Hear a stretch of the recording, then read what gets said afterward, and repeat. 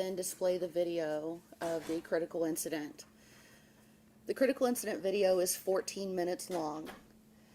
During that time, we will not be accepting questions during the video. We're just going to allow that to play. And then after the video is completed, Sheriff Forrestal will continue on with his statement, and then he will take a few questions after that. Does anybody have any questions for me? Okay, thank you.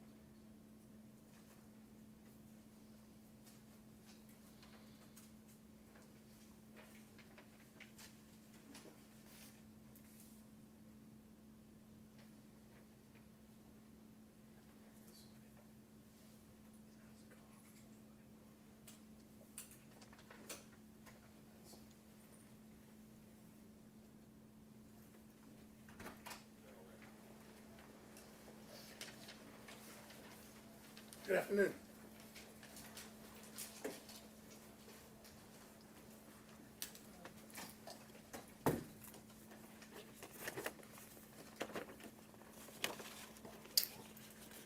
Everybody ready?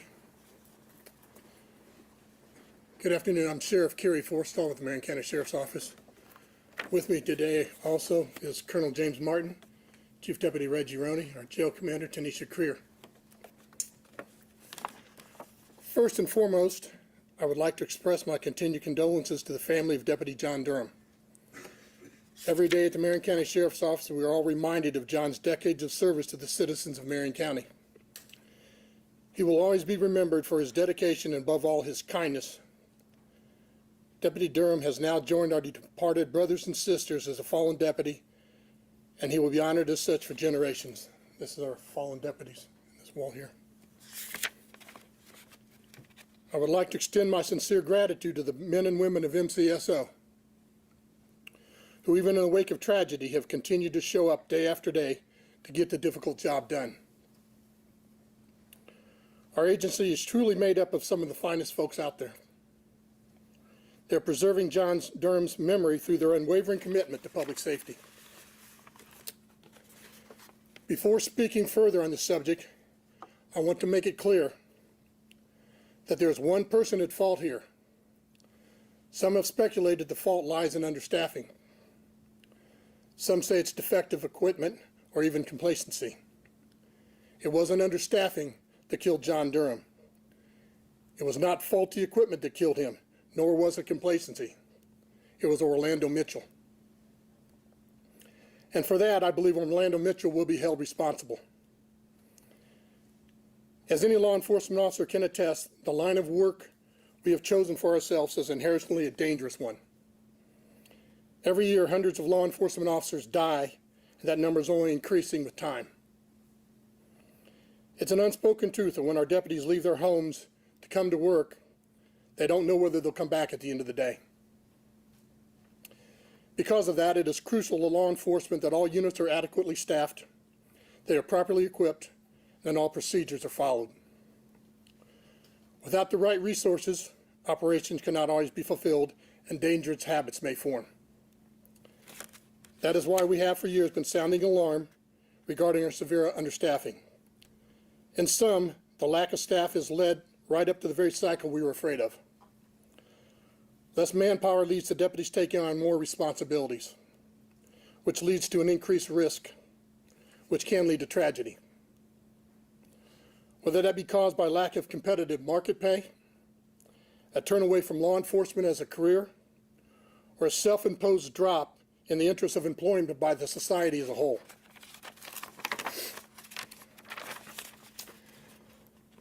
I'll stop here and run this video. It's about 14 minutes long. Majority has no sound. I will point out to the public that you control, there will be some disturbing video in there, and you can choose to release as you choose.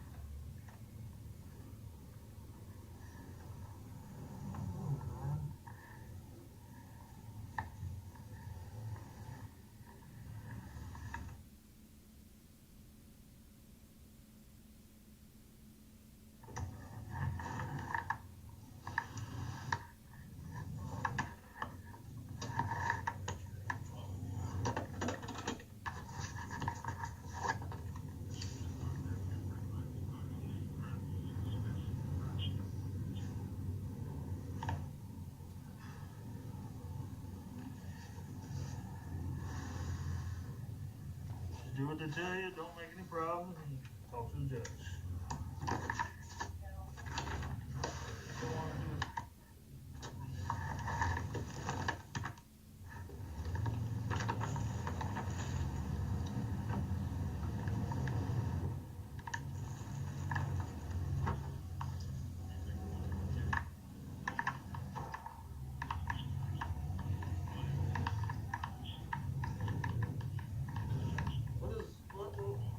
Hey! Someone got somebody leaving this trail. Take it off on the sheriff's wagon. Get it!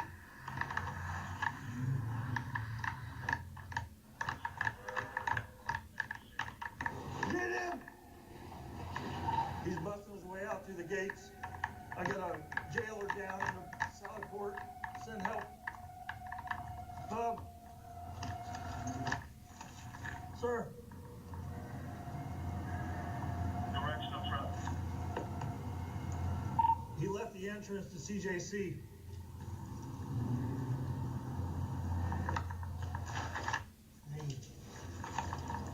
Can you have someone from inside come outside into the bay? He appears 10-0. Start a medic.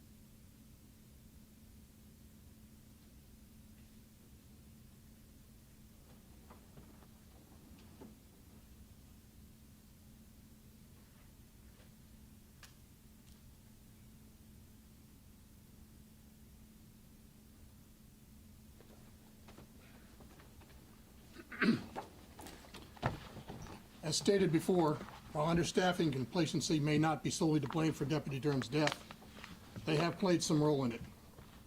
Those circumstances set the stage for Orlando Mitchell's attack, and now we are tasked with doing everything in our power to rectify the failures to prevent any further harm.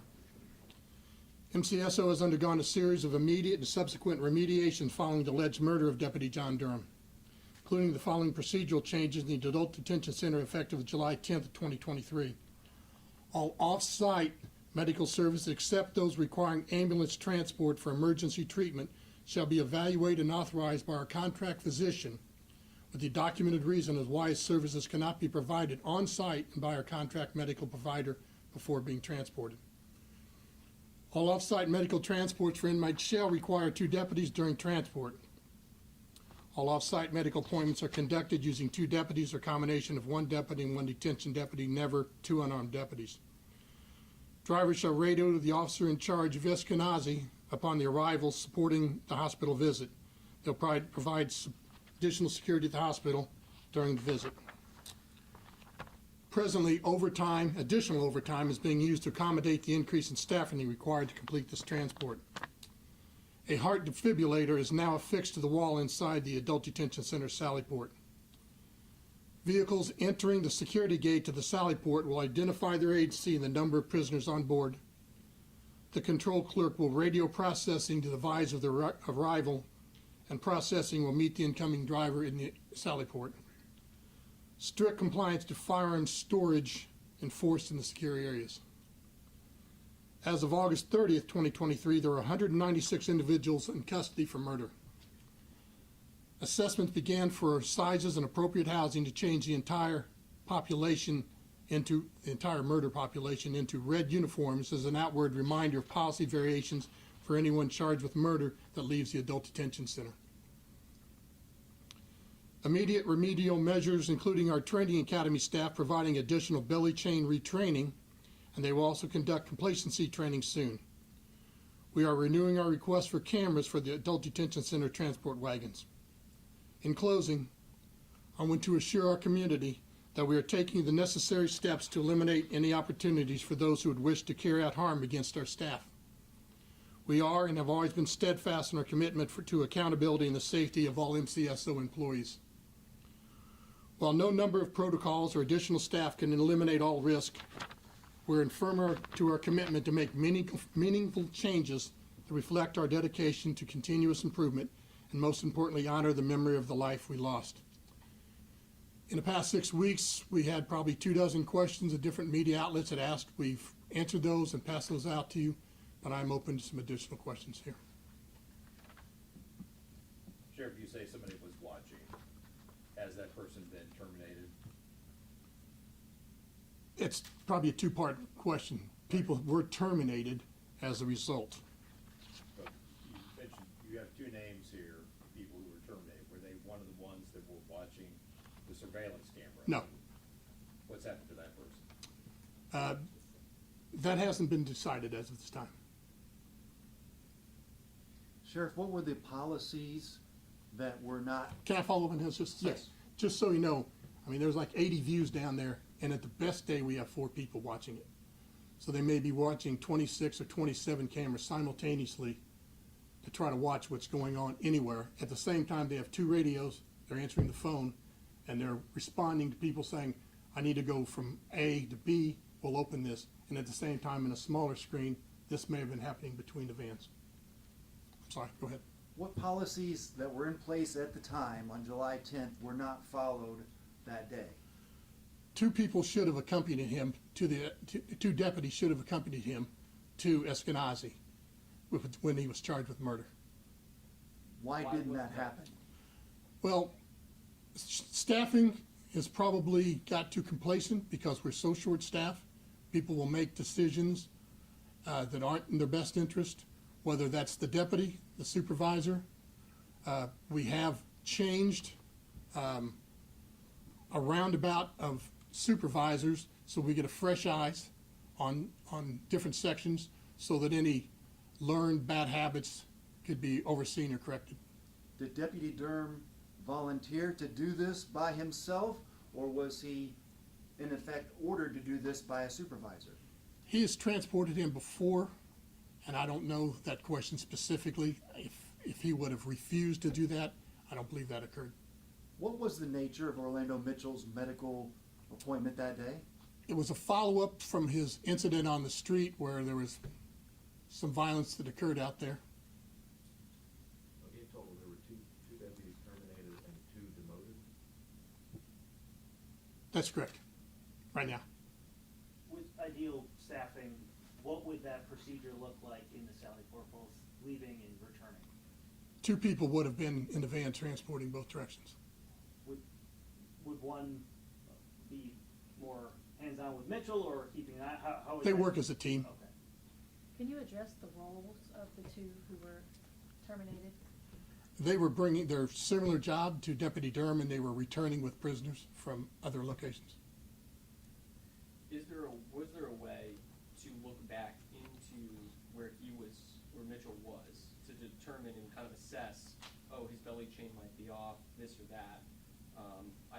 I think we saw, he can look in through a grate when he opens up the main back door, but is there an additional one from the driver's perspective where they can look and assess whether everything is how it should be? No. Have you increased now the number that you of deputies that should be watching those cameras instead of 4? Is that a new? And they're actually civilians that are watching, they're not deputies. And we have not increased because those are the 4 that we have. We attempt to maintain the 4 that we have because of the short staff that we have. We're down at least 75 detention deputies and 75 deputies overall in the department. We'll take just a few more questions. So you're 150 people down? Correct. And how many total do you have right now? It didn't bring career. Yeah. Close to 500. Am I not right on that number? Is it standard procedure to have them in the belly chain in the front versus handcuffing them in the back? It depends on where they're transporting, but ideally they would be put behind them. Was this like because he was transported to the hospital, is that what made it be in the front? I can't speak for their thoughts that day when he was transporting. Is it believed that he slipped the chain off, so the chains didn't malfunction in any way? That's correct. We don't believe there was a malfunction with the chain. Have you had them malfunction, or have you had other inmates get out of those chains? No. I mean, I carry the same pair of cuffs that was issued to me like 40 years ago. These were, it's got my initials and a badge number that I had when I came on. They need to be properly used, and they should last for a great period of time. We'll take one more question. So was Orlando Mitchell properly secured, detained with his handcuffs and everything from the very beginning, and then somehow he was able to loosen them or manipulate his body, or can you address that? I'd say I've seen what you've seen. It appears as though they were put on properly, but as you put that chain around, you can fatten yourself up to try to make that so later it'd be looser. We won't know that, but I mean, just in viewing, it appears as though they were put on properly. But they spend 365 days a year trying to figure out how they can beat the system and what they can do to change it. I know that they addressed it when they brought him to court. Our CERT team said that he was constantly evaluating their movements, probably thinking, when's his next opportunity to make an escape? All right? Thank you.